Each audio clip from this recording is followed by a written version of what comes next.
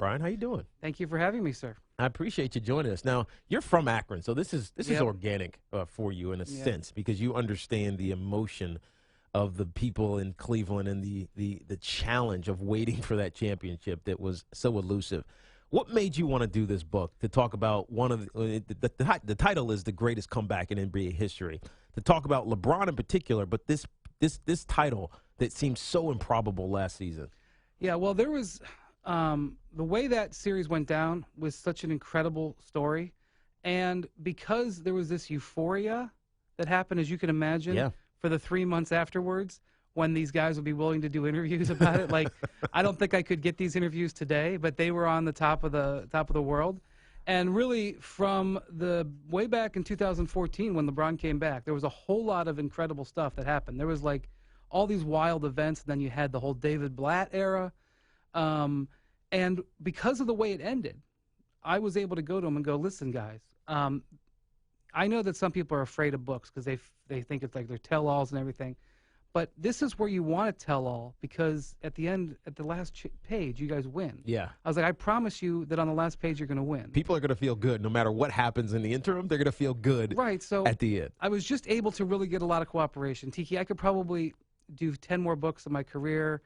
I will never get the cooperation on people telling like little details and stories that I got on this one. Let me back up to before LeBron came back to Cleveland, I should say. And we all remember what happened. It was on ESPN. It was poorly conceived, his move to Miami. How hated was he in Cleveland? Or was he not hated? Because I don't really know. Oh, he was hated. I mean, it's a multi-stage thing. First off, you got to realize, Cleveland in general has been in decline, since the 60s.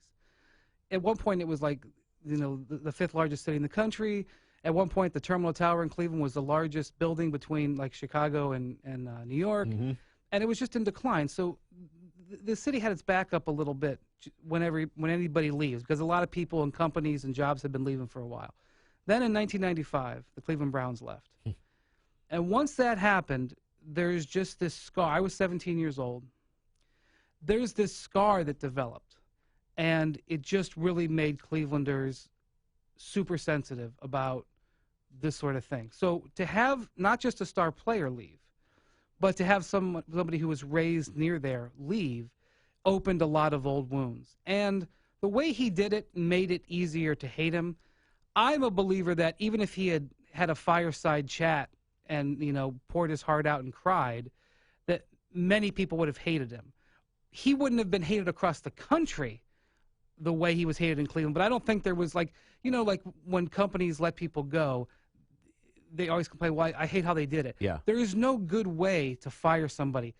There's no good way for LeBron to have left Cleveland, but obviously the way he did it was not the best. We're talking to Brian Windhorst, the author of Return of the King. He's ESPN's NBA insider. Did LeBron know that? Did he know the what you just described? Was he aware of that? Like, did he know that he was going to be reviled in some circles in Cleveland? Tiki, to this day, they still think that was a good idea. Wow. It was just badly put together. Like the concept of an athlete taking control of his own announcement, which is what the Players Tribune does, which is, LeBron has his own social media platform now called Uninterrupted, which is what that does. It's really an extension of that. It actually started, remember when Tiger Woods had the scandal, and then he basically said, I'm going to just hold a press conference, and I'm going to control all the round. LeBron actually felt like raising 7 figures for charity, which that night did, and trying to take control of his big announcement instead of giving it to a network or a media outlet. He felt like he was actually doing something smart. Just the way they did it, being the first through the door, it was a disaster. Yeah. And it got reduced to a soundbite. It got reduced to, I'm taking my talents to South Beach. Yeah, and we're going to win 5 and 6 and 7. And well, whatever. that was another. That was later. That was another mistake. That was fuel on the fire, so to speak. So when they went and when he came back in 2014, and I do a lot of extensive reporting on this in the book, and also it's because his people and LeBron, I think, wanted to get even the backstory out there. They felt like they said, okay, we learned from the lessons of 2010, and LeBron hated that it was a soundbite. So that's why when he wanted to write an essay, he wanted to write something that couldn't necessarily be reduced into one sentence that could be repeated over and over and over that would define him. Makes sense. Now, when he comes back, and I don't know if immediately he was forgiven. Did he have to win a championship to make the totality of Clevelanders and Northeast Ohioans forgive him? No, I mean, I think him coming back was a huge moment. Actually, that's happened to a lot of families in Ohio. People get educated in Ohio, they leave, they come to New York or L.A. or Chicago or whatever, and a lot of them, come back. And that actually is for people of his age, maybe he was a little young to do it, but it actually happened. So I think people embraced him when he came back. Winning the championship, in my mind, has cemented his legacy. I mean, I think they should name a street after him. I don't think they should wait. I think they should put the statue up right now. I mean, I'm making a joke. In Cleveland? He hasn't won. He's won more championships in Miami, though. Well, he's won more championships than anybody in Cleveland has for 50 years. That's true, but I mean, I'd name the plaza outside the arena after him tomorrow afternoon. The magnitude of LeBron. I mean, we talk about it. I think we kind of joke about it at times, but it's big, right? Not just in Cleveland, but across the National Basketball Association. Hell, this whole resting players debate that's been raging for the last couple of weeks is really about LeBron. I mean, when we look at him, what will be his legacy? And I'm not talking about on the court. I mean, that's easy to determine, or not easy to determine. You can get into debates one way or the other. But what will he be remembered by? Well, he's really trying to make a difference with his foundation, with trying to keep kids in school. So just yesterday, he announced that he's going to basically have his own school in Akron, in his hometown, to try to take kids who are at risk and try to, give them a better chance. Because he realized he was an at-risk kid who basically got into he was lucky. He got lucky the situation he got into. And he's said this, there were probably 10 scenarios it could go, and 8 of them were going to be bad. And he got lucky to get into that. So he wants to widen that chance for kids from his hometown. But he also, is a guy who nationally has been able to create conversations, and he can do stuff all over the world. But he does really invest in Akron. He has scholarships he set up for these kids at the university. I mean, I think what he's saying is, I want to give somebody who was like me a better chance to succeed. And so, will that stuff matter more in the long run than a championship? It will certainly matter more to those kids. Mm-hmm. Yeah, well, he also got lucky because he's 6'8", and he's super athletic. Yeah, you know what? That's a good point, Tiki, because, obviously as a professional athlete, you can relate to this. He says, I'm just a kid from Akron, Ohio. I'm not supposed to be here. That's a beautiful statement, and there is some truth to that. He got out of a tough neighborhood. But he was gifted with an incredible set of talents. Yes. He kind of was supposed to be here. Yeah. Maybe not one of the greatest of all time. Right. Maybe he made himself the greatest of all time. But 6'8", 6'9", 260. He's ambidextrous, by the way. He writes left, plays basketball right-handed. He's got an incredible memory. He's got incredible vision and awareness. He's probably one of the most incredible athletes we've seen. Yes. Any of us who are on the planet. So it's not an accident. God blessed him in many, many ways. Brian Windhorst here, ESPN NBA insider, also the author of the book, Return of the King. Now, you talk about and you detail the greatest comeback in NBA history in this game, which was last year's NBA Finals against the Golden State Warriors. And we all know what happened on the court. But it seemed like leading up to that moment, this team was functioning dysfunctional, right? With the whole Kevin Love and tweeting and everything. How can you be successful? We all know like the chaos that existed for the Boston Red Sox when they won, and Francona just let the clubhouse police itself. How do you function in basketball where it's so much more? I don't know. It's minute. There's 5 guys that really have more influence, maybe 8 if you go a little bit into the bench. And it seems like it gets just blown up. Everything was blown up last year. How did they stay focused through that? For sure. Every LeBron tweet was that. Yeah. You diagnosed every single one. It was a Tommy Bahama ad.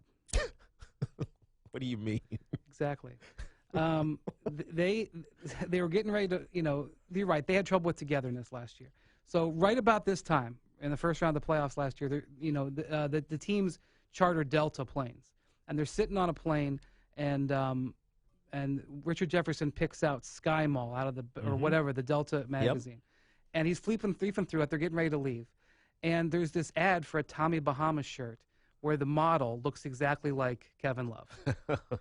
And he starts showing it around the thing, and they kind of make fun of Love anyway. He's got like a Banana Republic sponsorship. It's not your normal NBA sponsorship. No. Can I say it that way? Yes, you're absolutely right. And they sort of make fun of him as a pretty boy and a model and all this stuff. And, get in where you fit in, right? He did the body issue of ESPN the magazine in the buff, And everybody thought this was so funny, and they tore it out, and they kind of made it a mascot.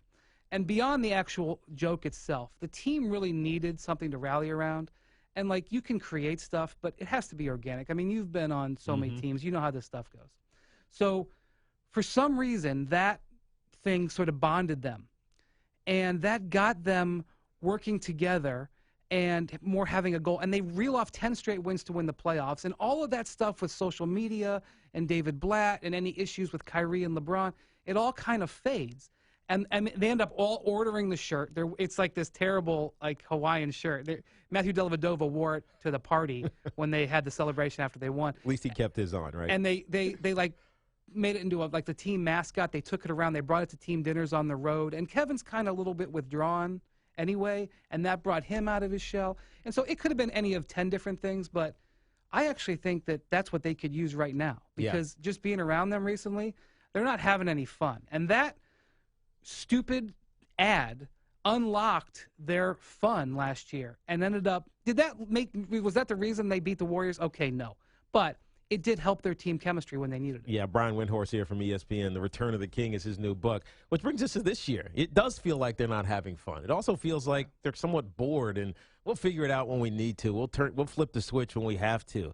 Well, after winning a championship and seeing how they do it, how can that be possible? Is that a loose mentality? Is it a weakness of something, of mind of this team? Is it on Ty Lue? I mean, where can fault be placed for this team faltering for the last month and a half? I don't think this has been the greatest job by Ty Lue, but he's still a very young coach. Yes. If you look at the history of defending champs in the NBA, seems to be particularly acceptable to basketball, because basketball teams, championship teams, tend to be the same year over year, where it sort of changes in baseball and football. There tends to be this sort of letdown. Not always. Sometimes champs are awesome, and they're better defending than they are the first time around. But this team's particular persona seems to be they're enjoying their championship still. And last week, or I guess it was 2 weeks ago now, when they beat the Celtics, just crushed the Celtics up in Boston, that actually worked against them, because it just reinforced that they can float by, and when they need to hit the gas, okay, we'll hit the gas and win a game. It's a terrible habit. It will probably end up catching up with them. Yeah. But they're like, okay, so who cares what our record is? Who cares? We got to play these guys on the road in the playoffs. Who cares? We can beat them. And, frankly, Tiki, when you were down 3-1 to the Warriors and you came back and won that series, no matter what circumstance there was, it's pretty hard for me to scare you straight in a regular season situation. Yeah, especially if your coach is young and not Greg Popovich, who's been there. I don't think he's decided he's not going to go to the whip for the most part. He's going to because it's a very old team. And I just wonder if maybe some more discipline might have helped. I mean, you heard LeBron earlier in the year talk about we're exhausted. We don't have enough resources here. Dan, even though you're already way over the cap, help us bring some resources in here for us.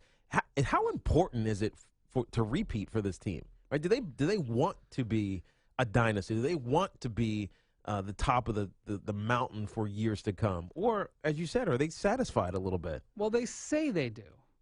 Their actions to this point have not demonstrated a team that is completely focused on winning a championship. That said, they are still the most talented team in the East, and things happen, and this can be saved. I think if you start making proclamations like in the NBA, like at this time of year, you can look foolish. You can say, well, they're never making it out of the second round, and you can list 15 different reasons why, and you're not wrong.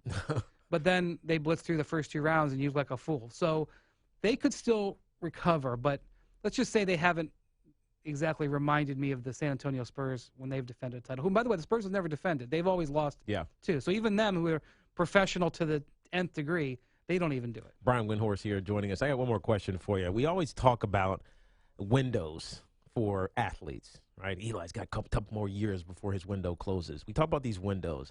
How much longer does LeBron have where he can just will a team to success? Well, he has a great advantage of being 6'8" and having a great body. And he's never had a serious injury. Let me tell you what's sort of in the back of his mind. His son is 13 years old and looks like he's going to be an NBA player. Now, 1,000 things have to happen for that to take place. but it would be 6 years before he get to the NBA. If LeBron could get 6 more years, Get outta age here. 38. Now think about that. Ken Griffey Jr. Yeah. That would, I Does think, he want that? Does he want? I mean, he's talked. I mean, I don't think he wakes up every day and is like, 6 more years, baby. You know, you can make it. But like Duke and Kansas and North Carolina have offered his son. You know, just one of these offers, like, hey, Of course. you know, If you want to come here, you can come here. yeah. Type But of that, thing. I think that would be. I mean, he wants to get some more titles, but I think in the back of his mind, he's like, I wonder if my LeBron Jr. I wonder if I could hold out, and I wonder if he can make it. I think he'd like to help his son do it and help himself make it to that level. Now, would Dan Gilbert find a way to draft his son if he was good enough to be drafted? That is the question. I don't know how that would work, but even being on the same court with him, I think would be. We've never seen that in the NBA. No, we never have.